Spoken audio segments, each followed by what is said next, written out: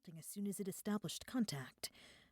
I kept thinking this was a dream, kept wondering how my comic helped me get an interview at Harpy Comics. I'd signed a contract to be a head artist at the comic company I used to spend all my allowance reading.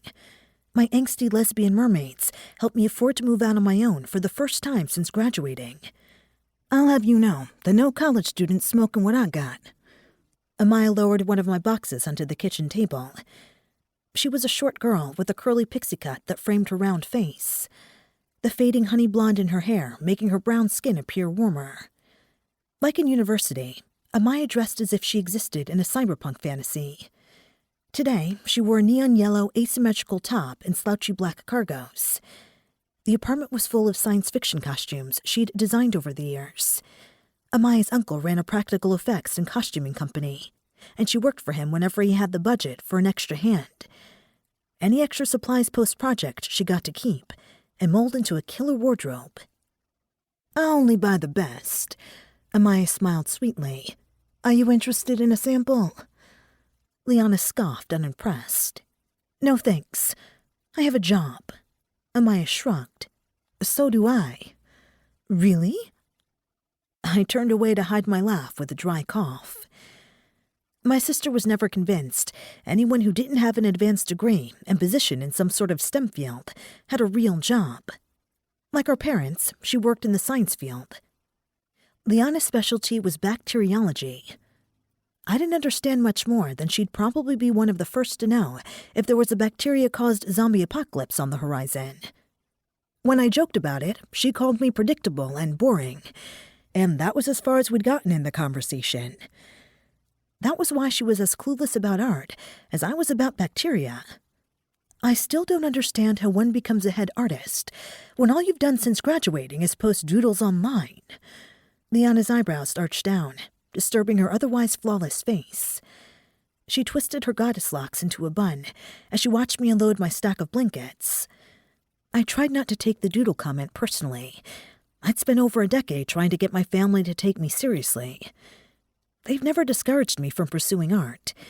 Mom and Dad loved the idea of having an artist in the family, but they didn't think it'd breed any tangible success. My parents didn't think my work would make it off my childhood bedroom walls.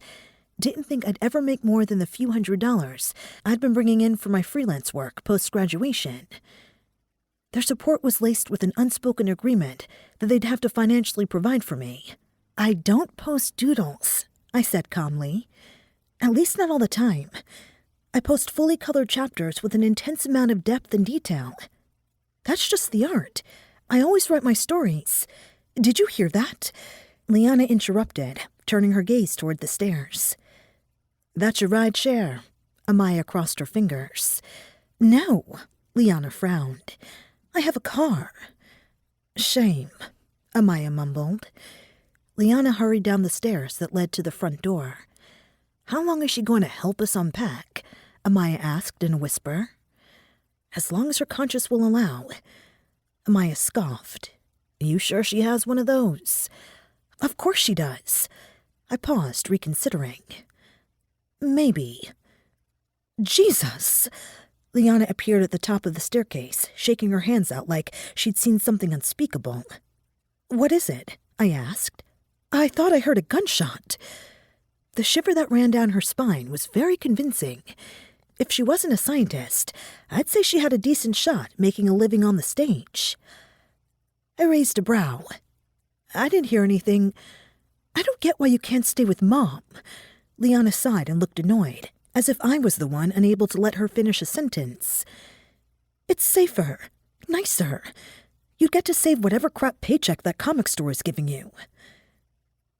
Quelling screams is an art form, one I've mastered. I don't work for a comic store, Liana. Though that'd still be fun, I said. Harpy's a company that produces comics. Plenty of their comics have won critical awards and are popular with mainstream audiences. The pay's good. Sure. She whipped out her phone, already tuning out my explanation. Amaya made a face behind her back, and I bit back a smile. Should we order dinner? No, let's go out. My treat, Liana decided before I could even think about responding. A celebration for finally moving out.